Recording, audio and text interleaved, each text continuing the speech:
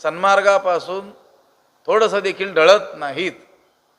भले जगातील नीतिकुशल लोकांनी, व्यवहार कुशल लोकांनी त्यांची निंदा केली काय, स्तुती केली काय, त्यांच्याकडे संपत्ती आली काय किंवा दारिद्र्याचा प्रसंग आला काय, आज आता या क्षणाला मरण ओढावलं काय किंवा युगांतर लोटली तरी दीर्घायुष्य प्राप्त झालं काय, काहीही झालं तरी श्रेष्ठ लोक आपला मार्ग सोडत नाहीत। कोणत्याही माणसाला उभारी देण्याला कारण ठरू शकतात।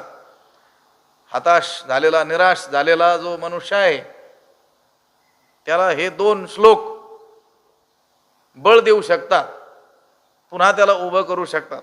स्वामी विवेकानंदांचे हे अतिशय आवडीचे असलेले हे 2 श्लोक आहेत। कोणी विद्यार्थी असेल, कोणी व्यापारी असेल, कोणी शेतकरी असेल, या संसारामध्ये येणाऱ्या अनेक अडीअडचणी, त्या